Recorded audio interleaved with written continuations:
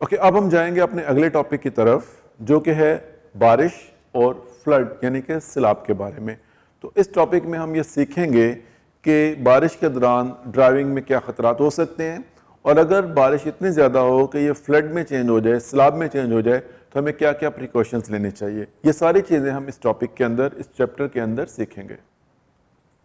Rain, यहाँ पर हमारे पास पहले तो बारिशें कम होती थी, लेकिन अल्हम्दुलिल्लाह आजकल बारिशें बहुत होती हैं और ये एक अच्छी बात है क्योंकि बारिश जिस जगह पे जितनी ज़्यादा होगी वहाँ पर ग्रीनरी उतनी ज़्यादा होगी, वेदर उतना ज़्यादा अच्छा होगा, प्लांटेशन, एग्रीगेशंस और ग्रीनरी वगैरह उतनी ज़्यादा होगी। So we are lucky enough कि आजकल यहाँ पर बारिशें काफ़ी होती हैं। So we must enjoy these rains, but at the same time एक बात हमें याद रखनी चाहिए कि रेन के दौरान, बारिश के दौरान ड्राइविंग काफ़ी डेंजरस होती है और हमें रेन के दौरान जब भी हम ड्राइविंग करें for our work, for our personal reason, हमें कुछ एक्स्ट्रा सेफ्टी प्रिकॉशंस लेनी चाहिए ताकि हम अपनी ड्राइविंग को सेफ बना सकें। रेन के बारे में हमें कुछ चीज़ें, कुछ बातें, बुनियादी बातें जानना हमारे लिए ज़रूरी है कि जब अचानक रेन आती है तो रोड की सिचुएशन एकदम से चेंज हो जाती है। Weather condition can significantly increase the risk of crash. अगर ख़ास तौर पे काफ़ी लंबे अरसे के बाद बारिश हो तो सिचुएशन और भी ज़्यादा डेंजरस होती है। First rain after a long dry period make the road surface slippery. अगर बहुत ज़्यादा लंबे अरसे के बाद बारिश हो तो उससे रोड का जो सरफेस होता है वो काफ़ी ज़्यादा डेंजरस हो जाता है क्योंकि रोड के ऊपर जो ऑयल होता है या जो डर्ट होती है या जो गर्द होती है पहले से वो पानी के साथ मिक्स होकर रोड के ऊपर जम जाती है, जिसकी वजह से रोड के ऊपर एक ऐसा लेयर पैदा हो जाता है, एक ऐसी तह बन जाती है जिसकी वजह से गाड़ियों के स्किड होने के और स्लिप होने के चांसेस बढ़ जाते हैं। Apart from the making the road slippery, road को स्लिपरी बनाने के अलावा रेन से और कौन कौन सी प्रॉब्लम्स या खतरात पैदा हो सकते हैं। सबसे पहले है पुअर विजिबिलिटी। डेफिनेटली जब बारिश होती है, आप गाड़ी चलाते हैं तो आपके और रोड के बीच में बारिश के ड्रॉपलेट्स आ जाते हैं, बारिश के कतरे आ जाते हैं, जिसकी वजह से आपकी विजिबिलिटी, आपकी दिखाई देने की हद कम हो जाती है। इसके साथ साथ लेसर टायर ट्रैक्शन। देखिए जब हम ड्राइविंग करते हैं तो टायर की ट्रैक्शन बड़ी इंपॉर्टेंट होती है। जब आप ड्राइव करते हैं तो आपकी गाड़ी और रोड के बीच में खाली एक ही चीज़ कंटेक्ट करती है और वो है टायर। और टायर कभी भी, पूरे का पूरा टायर रोड के साथ कांटेक्ट नहीं करता। आपके टायर का बहुत एक छोटा सा हिस्सा एक टाइम पे रोड के साथ कांटेक्ट करता है। लेकिन बारिश होने की सूरत में जब रोड के ऊपर पानी आ जाता है या पानी की लेयर आ जाती है तो यही टायर जो हैं इनकी ट्रैक्शन कम हो जाती है। इस तरह एक्वा प्लानिंग या हाइड्रो प्लानिंग के खतरात भी बढ़ जाते हैं और ब्रेकिंग डिस्टेंस भी इंक्रीज हो जाता है। सबसे पहले हम बात करेंगे विजिबिलिटी की। Rain affect the driver's ability to see through the vehicle windshield. तो जो आपकी गाड़ी की विंड स्क्रीन होती है, जो आपकी गाड़ी की विंडशील्ड होती है, जब आप इसके थ्रू देखते हैं तो बारिश के कतरों की वजह से आपकी विजिबिलिटी कम हो जाती है। उस वक्त आपको क्या करना चाहिए? सबसे पहले एंड सबसे इंपॉर्टेंटली आपको गाड़ी की हेडलाइट्स को ऑन करना चाहिए ताकि आपकी विजिबिलिटी बेहतर हो और दूसरे भी आपको देख सकें। गाड़ी के वाइपर्स ब्लेड आपको प्रॉपरली यूज़ करने चाहिए। अगर वाइपर ब्लेड्स बनाने हैं तो उनको चेंज करके नए वाइपर ब्लेड्स लगाने चाहिए। एहतियात से और आहिस्ता स्पीड से ड्राइविंग करनी चाहिए। ज़्यादा अलर्ट रहना चाहिए, स्कैन करते रहना चाहिए, अगली गाड़ी की ब्रेक लाइट्स को प्रॉपरली देखते रहना चाहिए।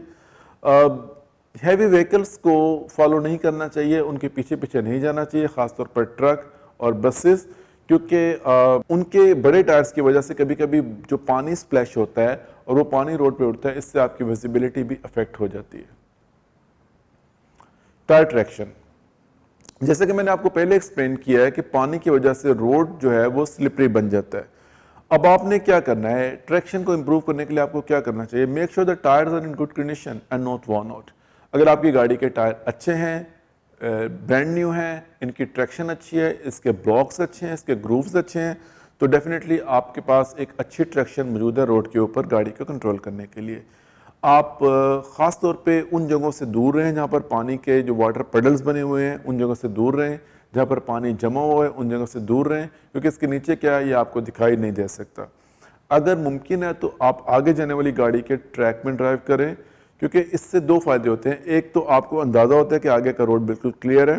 दूसरा, जब आगे वाली गाड़ी मूव करती है तो वो वाटर को, पानी को डिस्पर्स करती है, पानी को अलग करती है। तो जब आप उसके ट्रैक्स को फॉलो करते हुए चलते हैं तो आप अपने लिए एक सेफ पैसेज क्रिएट करके चल रहे होते हैं। एक्वाप्लेनिंग, ड्यूरिंग द रेन एक बड़ी प्रॉब्लम जो कि ड्राइवर फेस कर सकते हैं वो एक्वाप्लेनिंग है या हाइड्रोप्लेनिंग है। एक्वाप्लेनिंग या हाइड्रोप्लेनिंग क्या होती है? एक्वाप्लेनिंग या हाइड्रोप्लेनिंग उस वक्त होती है जब आपकी गाड़ी का टायर पानी की जो एक तह बन जाती है रोड के ऊपर, जो एक लेयर बन जाती है उसके ऊपर आ जाता है। देखिए आम कंडीशन में तो क्या होता है कि टायर का डायरेक्ट कंटेक्ट रोड के साथ रहता है, लेकिन जैसे ही बारिश होती है और रोड के ऊपर पानी जमा हो जाता है तो उस वक्त फिर रोड और टायर के बीच में बारिश का पानी आ जाता है। जब बारिश का पानी आ जाता है तो आपके टायर के बीच में और रोड के बीच में पानी की एक लेयर, एक तह बन जाती है। अगर तो आप स्लो स्पीड में ड्राइविंग करते हैं तो आपका टायर साथ साथ पानी को नीचे से निकालता जाता है। आपने देखा होगा कभी भी कि आपके टायर्स के अंदर कुछ लाइनें लगी होती हैं। मैन्युफैक्चरर्स की तरफ से ये लाइनें टायर्स के अंदर आती हैं और ये लाइनें जो उनको हम लोग ग्रूव्स कहते हैं, ये इसलिए बनी होती हैं ताकि बारिश की सूरत में या फ्लड की सूरत में ये पानी नीचे से टायर जो है ये पानी को चैनल कर सकता है, निकाल सकता है। स्लो स्पीड पे जब जाएंगे तो पानी कम जमा होगा, अगर आप मॉडरेट स्पीड में जाएंगे तो ज़्यादा जमा होगा, अगर आप हाई स्पीड में जाएंगे तो पानी ज़्यादा आपके टायर के नीचे जमा हो जाएगा। और एक सिचुएशन ऐसी आएगी कि जब आपके टायर का कंटैक्ट रोड से ख़त्म हो जाएगा और रोड और आपके टायर के बीच में सिर्फ पानी की लेयर होगी। वो कौन से फैक्टर्स हैं या वो कौन से अवामिल हैं जो कि एक्वाप्लेनिंग के ख़तरे को बढ़ा देते हैं? सबसे पहले गाड़ी की स्पीड, अगर स्पीड ज़्यादा होगी तो एक्वाप्लेनिंग के चांस बढ़ जाएंगे। Depth of the water on the road, road के ऊपर पानी की गहराई अगर ज़्यादा है तो भी।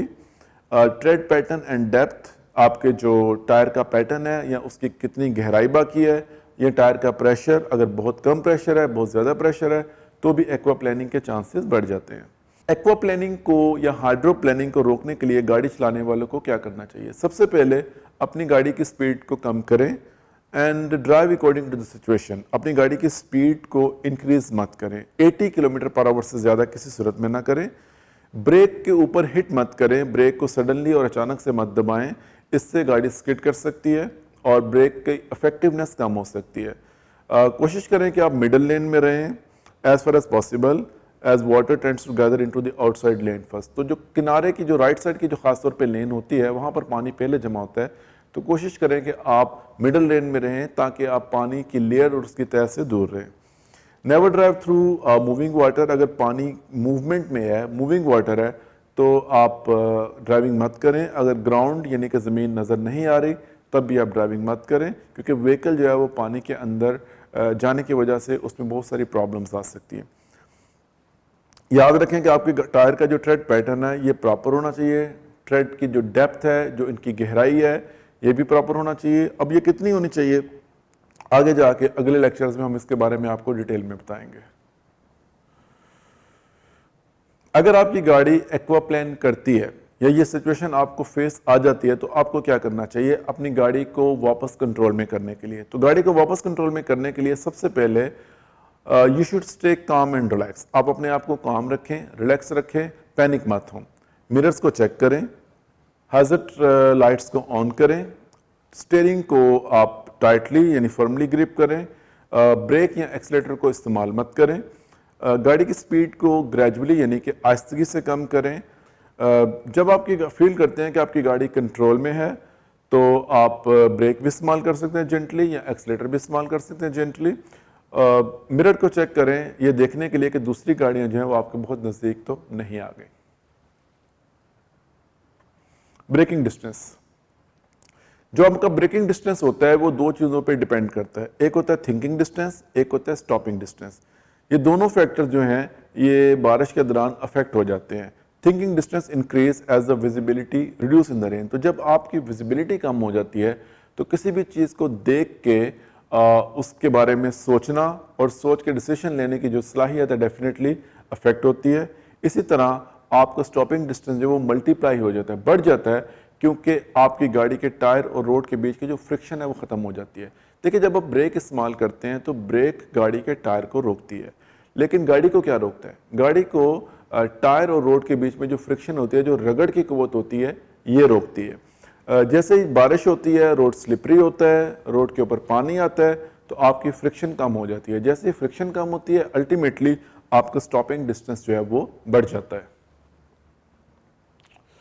सो बेहतर ये है कि आपको चाहिए कि आप रेन के अंदर स्लो स्पीड पे ड्राइव करें, अपने सेफ्टी डिस्टेंस को इंक्रीज कर दें। जैसे मैंने पहले कहा है कि अगर आप 2 सेकंड का डिस्टेंस मेंटेन कर रहे हैं छोटी गाड़ी के अंदर, तो ये डिस्टेंस रेन के दौरान 2 सेकंड से बढ़ के 4 सेकंड तक हो जाना चाहिए। जब बारिश ख़त्म हो जाए तो आप फ़ौरन अपनी गाड़ी की स्पीड को इंक्रीज मत करें। हो सकता है कि बारिश की वजह से आपकी गाड़ी के जो टायर्स हैं, आपकी गाड़ी के जो ब्रेक डिस्क है, ये गीली हो चुकी हैं, जो उसके डिस्क है वो गीली हो चुकी है, जिसकी वजह से आपका ब्रेकिंग डिस्टेंस जो बढ़ सकता है। सो कोशिश करें कि बारिश ख़त्म होने के बाद भी आप अपनी स्पीड को इंक्रीज मत करें फ़ौरन। During adverse weather condition always allow extra time for safe travel. जब भी आप किसी तरह के बैड वेदर में ड्राइविंग करें तो हमेशा कुछ एक्स्ट्रा टाइम ज़रूर रखें, एक्स्ट्रा टाइम ज़रूर दें, क्योंकि याद रखें कि जब आप बैड वेदर में ड्राइव करेंगे तो अल्टीमेटली आपकी स्पीड पे फ़र्क पड़ेगा और इस स्पीड के फ़र्क की वजह से आप अपने डेस्टिनेशन तक पहुंचने में ज़्यादा टाइम लेंगे। यहाँ पर हम बात करेंगे फ्लड के बारे में। फ्लड क्या है? Flood occurs when the input of the water is greater than what the drainage can take away। तो फ्लड कब आता है? जब बारिश बहुत ज़्यादा हो, पानी का जमा होना ज़्यादा हो और उसका ड्रेनेज कम हो। तो ऐसी सूरत में जो पानी जमा हो जाएगा रोड के ऊपर वो फ्लड वाटर होगा। Flood usually occur after heavy rain. आमतौर पर जो फ्लड्स हैं वो बहुत हैवी रेन्स के बाद आते हैं। फ्लड्स डेंजरस होते हैं बिकॉज इसकी वजह से सीरियस डैमेज हो सकता है व्हीकल्स को भी और इसके ऑक्यूपेंट्स को भी। To be safe during the flood it's best to avoid driving. तो सबसे बेहतर ऑप्शन तो यही है कि अगर फ्लड है, फ्लडेड रोड है और रोड के ऊपर फ्लड है, पानी खड़ा हुआ है, तो आप ड्राइविंग मत करें। ख़ास तौर पे बाइक वालों को तो बिल्कुल ड्राइविंग नहीं करनी चाहिए। अगर बहुत ज़रूरी है तो आपको कुछ एक्स्ट्रा कॉशंस लेनी चाहिए। आपको you have to be very careful. Light motor vehicle के लिए अगर आपका flood water is about 50% of the tyre, अगर आपके टायर से आधे टायर से ज़्यादा पानी के अंदर हैं तो बेहतर है कि आप वहाँ पर ना जाएं, क्योंकि पानी की वजह से आपकी गाड़ी के एग्जॉस्ट पाइप के अंदर पानी जा सकता है, जिसकी वजह से गाड़ी में माल फंक्शन हो सकता है, यानी कि गाड़ी ख़राब हो सकती है और बंद भी हो सकती है। फ्लोइंग वाटर के थ्रू ड्राइव मत करें। अगर वाटर लेवल ज़्यादा है तो भी ड्राइविंग मत करें, क्योंकि वाटर के जो पानी की जो फोर्स है आपकी गाड़ी को पुश कर सकती है। When driving through water engage lower gear. जब आप फ्लड के पानी के थ्रू जाते हैं तो लोअर गियर इस्तेमाल करें, छोटा गियर इस्तेमाल करें और स्मूथ एक्सेलरेशन को मेंटेन करते रहें। If the vehicle has manual transmission, अगर आपकी गाड़ी मैनुअल ट्रांसमिशन है जिसमें क्लच भी लगा हुआ है, तो आप इंजन को थोड़ा सा रैप दें, उसको थोड़ी एक्सेलरेशन दें और कोशिश करें कि आप क्लच को भी साथ में इंगेज करके रखें। इस तरीके से आप एग्जॉस्ट पाइप के अंदर पानी को जाने से बचा सकते हैं।